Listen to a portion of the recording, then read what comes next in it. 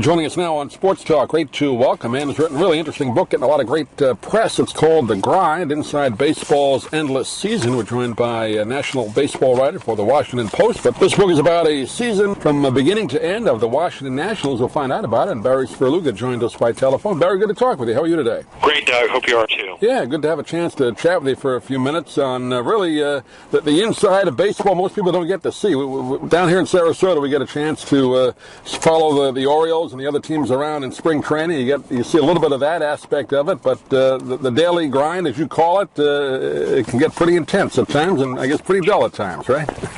Yeah, it's really kind of different than any other sport that we're used to watching. I mean, if you think about how an NFL player goes about his week, he's got everything geared toward that 1 3-hour window on a Sunday afternoon. That's really only 16 times a year when he's got to gear it up and be at his best. There's a lot of preparation that goes into it, but we don't know whether he struggles during the week with a bad practice or isn't paying attention in a film session. When you're a Major League Baseball player, you might have one day off in a week, and your failures are very, very public. And if you go 0 for 4 with 3 strikeouts and an error, and you leave the tying run on third in the bottom of the ninth, everybody knows it. And how you deal with it is going to, determine whether you have success and longevity in the game. This is a relentless schedule.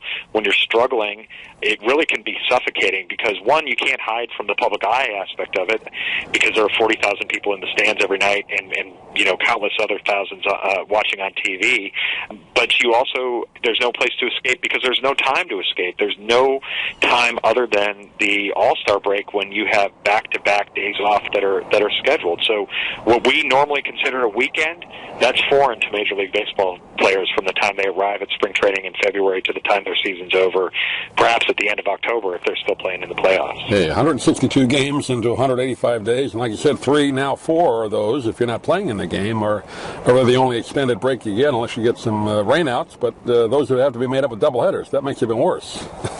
Yeah, and you're not prepared for that. It's not like you can say, hey, honey, I've got a day off that'll be followed by a rainout in 3 weeks. Let's schedule a weekend away. It doesn't work that way. And one of the other aspects that the book is trying to get at is not just the players and the impact on them, but their families and friends and the staff, the entire organization. I mean, Sarasota is a great example. Ian Desmond, the national shortstop, grew up there, as did his wife Chelsea.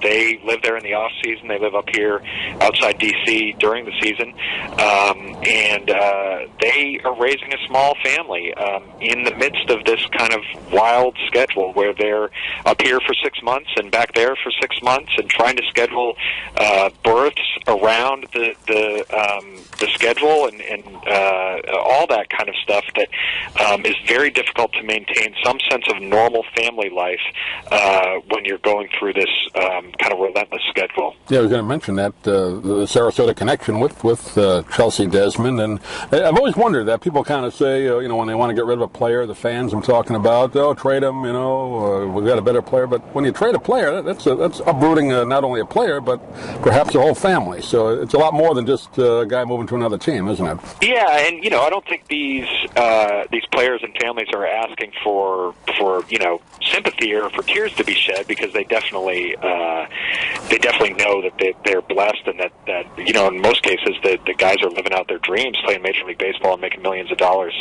for it. But that doesn't mean that if you're traded in the middle of the season that's an easy thing because Scott Hairston, who's an example in the book, he was sitting in a movie theater with his family on an off day when he was with the Chicago Cubs, and he got out of the movie and looked at his phone, and there was a million messages, and he had been traded. It was his job to be in Washington the very next day and be ready to play for the Nationals the very next day.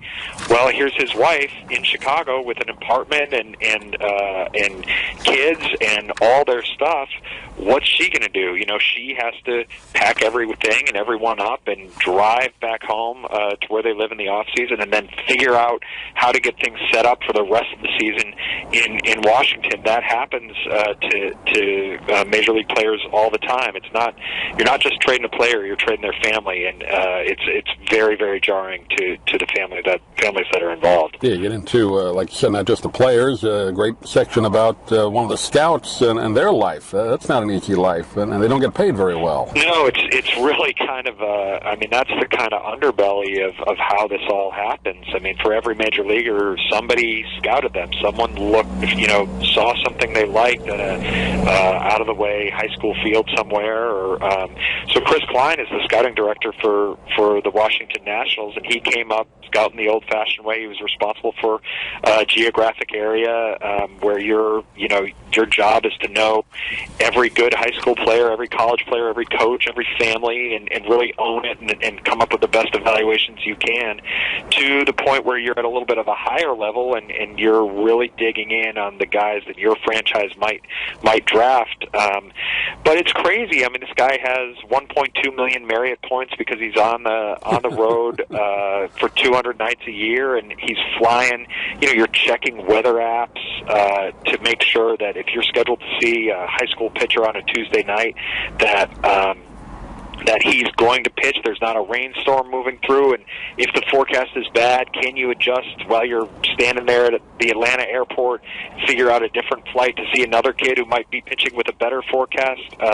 That takes a toll, and it's a very real kind of lonely existence where the reward is not immediate at all. That the kids you draft really aren't going to come to the majors for 3, 4, 5, sometimes 7 years, and you've got to be able to take some satisfaction in seeing players that you drafted succeed long after you had your eyes on them as an amateur player. Yeah, we see a lot of those guys down here with a lot of high school talent in this part of Florida. So yeah, that's not seems like it's a fun life, and I'm sure there are parts of it that are fun. But like you said, that travel, I didn't realize the travel till I read your book there. How much they go? That's amazing.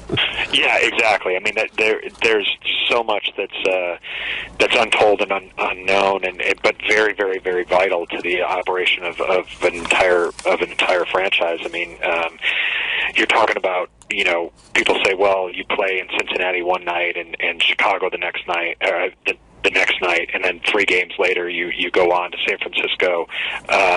That might not seem like a big deal when you look at a schedule on a piece of paper, but when you think of the number of people that are involved in making that happen and taking the pressure off the players so that they don't have to think about anything other than baseball.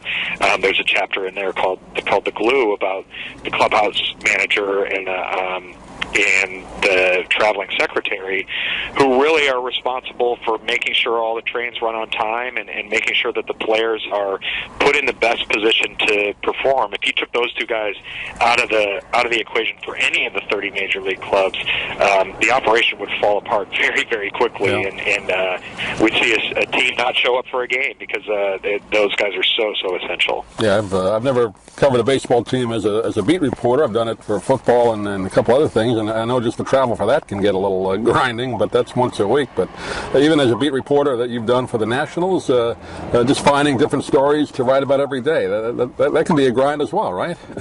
Yeah, no doubt. I mean, and if a team's going through a rough time, it can be a difficult time for a reporter to be in the clubhouse, because who wants to dissect their failures all the time? That is a challenge, but I think one great thing about baseball is there is something new every day, and something happens every day, and you can really dive into a very intricate part of a game that you find interesting on a given night, and then the next night maybe step back and tell a story about this character who won the game or lost the game and what they've been through to get to that point. There's really a nice flow to the season that we know as consumers. When you're flipping on the TV every night at 7 to take in your favorite team's game.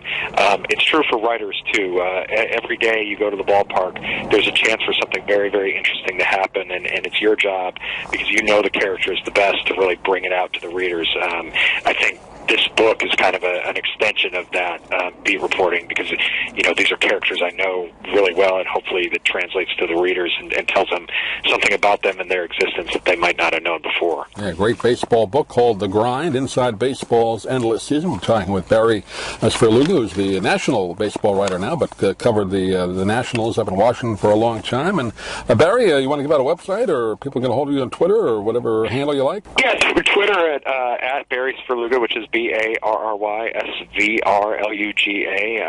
You'll get a lot of national baseball updates there. A lot of coverage from the Washington Post, where I cover not just the Nationals, but the game as a whole. And postsports.com is a great place to get just a really good national sports report in general, my stuff, and a lot of great colleagues that I have here. Great. Barry, pleasure talking to you. Hopefully we can do it again. Congratulations on the book, and we'll talk to you down the road. Thanks for joining us. Doug, I appreciate you having us. If you'd like to order the book we're talking about, please go to DougMilesMedia.com and enter the author's name in the Amazon search box. Thank you for listening. Please come back soon for more conversations here at DougMilesMedia.com. This has been a presentation of Doug Miles Media, all rights reserved. You can listen to or download previous programs at iTunes, Stitcher.com, or Doug Miles Media.